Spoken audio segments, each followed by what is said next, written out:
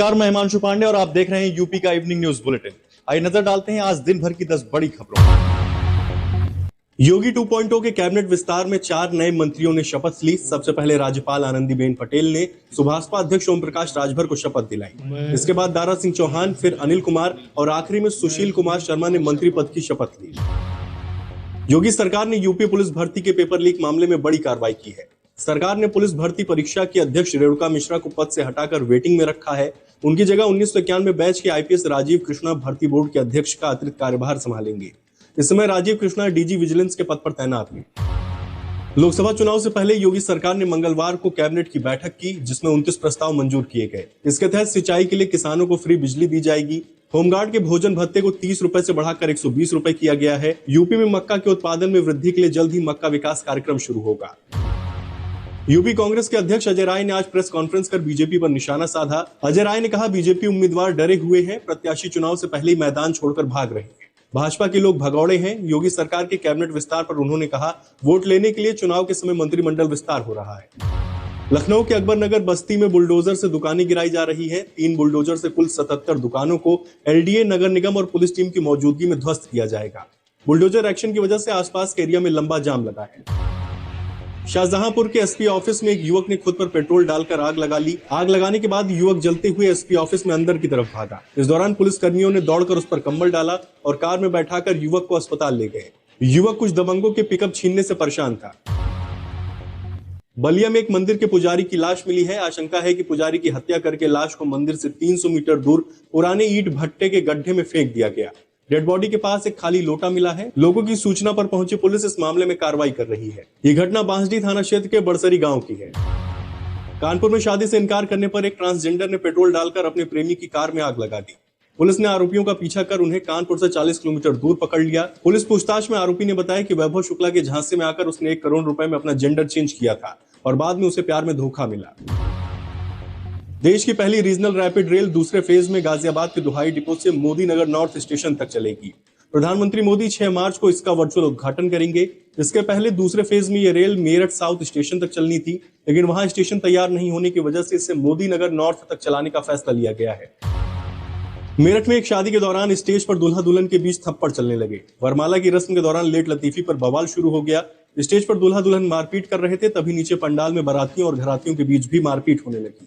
बाद में दोनों पक्षों में सामान और पैसे लौटाने पर समझौता हुआ। संदेश खाली में ईडी अधिकारियों पर हमले के मामले में कलकत्ता हाईकोर्ट ने एसआईटी को बर्खास्त कर मामले की जांच सीबीआई को सौंपने के आदेश दिए हैं।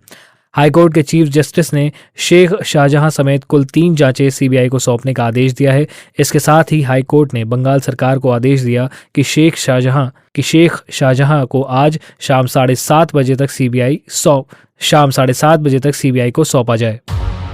हिमाचल प्रदेश के 6 बागी विधायकों ने सुप्रीम कोर्ट का दरवाजा खटखटाया है। इन कांग्रेसी विधायकों ने स्पीकर के अयोग्य करार देने के फैसले को चुनौती दी है। राज्यसभा चुनाव में क्रॉस वोटिंग करने के कारण स्पीकर कुलदीप सिंह पठानिया ने इन 6 विधायकों की सदस्यता खत्म कर दी थी। आज दिन भर यूपी कैबिनेट के विस्तार से जुड़ी खबरें आ रही हैं। 3 से 4 मंत्री आज कैबिनेट की शपथ लेंगे। साहिबाबाद के विधायक सुनील शर्मा, दारा सिंह चौहान और ओम प्रकाश राजभर मंत्री पद के नाम सामने आ रहे हैं।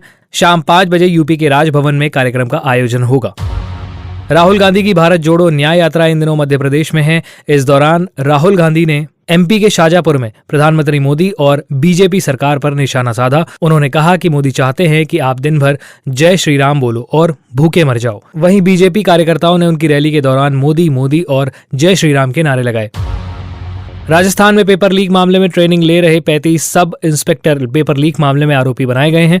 मामले में आरोपी टॉपर नरेश बिश्नोई को गिरफ्तार कर लिया गया है। कुल मिलाकर अब तक आरोपी सब इंस्पेक्टरों की संख्या 50 पहुंच गई है। एसजीओ ने सभी 50 के खिलाफ मुकदमा दर्ज किया है। सरकार जल्द इन्हें बर्खास्त कर सकती है। कोलकाता उच्च न्यायालय के पूर्व न्यायाधीश अभिजीत गंगोपाध्याय ने भाजपा में शामिल होने और लोकसभा चुनाव लड़ने को लेकर बयान दिया। उन्होंने कहा कि लोकसभा चुनावों में लड़ने या नहीं लड़ने का फैसला पार्टी के हाईकमान लेंगे। उन्होंने साथ ही कहा कि वो अगले 2 दिनों में ऑफिशियली बीजेपी को ज्वाइन कर सकते हैं। उत्तर प्रदेश कांग्रेस के वरिष्ठ नेता और वाराणसी में 2004-2009 के बीच सांसद रहे डॉक्टर राजेश मिश्रा आज भाजपा में शामिल हो गए हैं। दिल्ली के भाजपा हेडक्वार्टर में पार्टी महासचिव अरुण सिंह, रविशंकर प्रसाद और अनिल बलूनी की मौजूदगी में मिश्रा ने पार्टी की सदस्यता ली। कर्नाटक के मुख्यमंत्री सिद्धरामैया समेत कई कैबिनेट मंत्रियों को बम से उड़ाने की धमकी मिली है। ये धमकी 2 दिन पहले दोपहर 2:48 पर ईमेल के जरिए रिसीव हुई थी, जिसे लेकर बेंगलुरु पुलिस की सिटी क्राइम ब्रांच ने आज केस दर्ज किया है। बताया गया कि मेल में नेताओं को निशाना बनाकर बेंगलुरु में विस्फोट की चेतावनी दी गई थी। इस घटना से एक दिन पहले 1 मार्च को बेंगलुरु के फेमस रामेश्वरम कैफे में बम ब्लास्ट की घटना हुई थी। शिवसेना उद्धव गुट के नेता अनिल देसाई पार्टी फंड से जुड़े मामले में महाराष्ट्र में इकोनॉमिक ऑफेंस विंग के दफ्तर पहुंचे।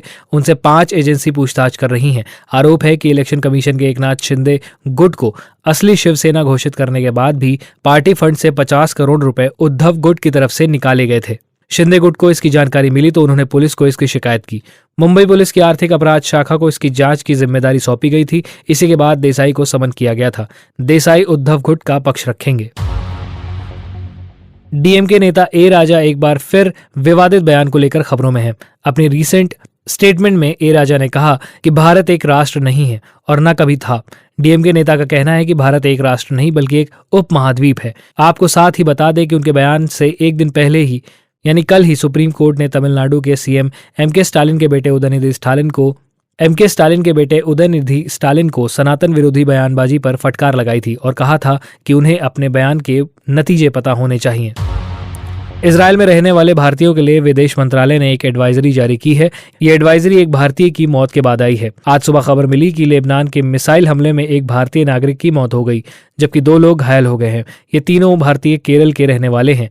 मिसाइल हमला कल सुबह लगभग 11 बजे इजरायल के गलील इलाके में हुआ था। चीन ने मालदीव के साथ रक्षा सहयोग बढ़ाने को लेकर समझौता किया है। इसके तहत चीन मालदीव के साथ द्विपक्षीय रिश्तों को और बेहतर करने के लिए उसे मुफ्त सैन्य सहायता देगा। राहुल गांधी की भारत जोड़ो न्याय यात्रा की गुजरात में एंट्री से ठीक 3 दिन पहले पार्टी के स्टेट चीफ अमरीश डेर समेत कांग्रेस के पूर्व विधायक अर्जुन मोढवाडिया और मुलुभाई कंडोरिया आज बीजेपी में शामिल होने जा रहे हैं। कांग्रेस छोड़ने से पहले अर्जुन मोढवाडिया ने पार्टी के उस फैसले की जमकर आलोचना की जिसमें कांग्रेस ने राम मंदिर प्राण प्रतिष्ठा समारोह में शामिल न होने का ऐलान किया था। इससे पहले गुजरात से आने वाले और पूर्व केंद्रीय मंत्री नारण राठवा भी अपने बेटे और बड़ी संख्या में समर्थकों के साथ बीजेपी में शामिल हो गए थे।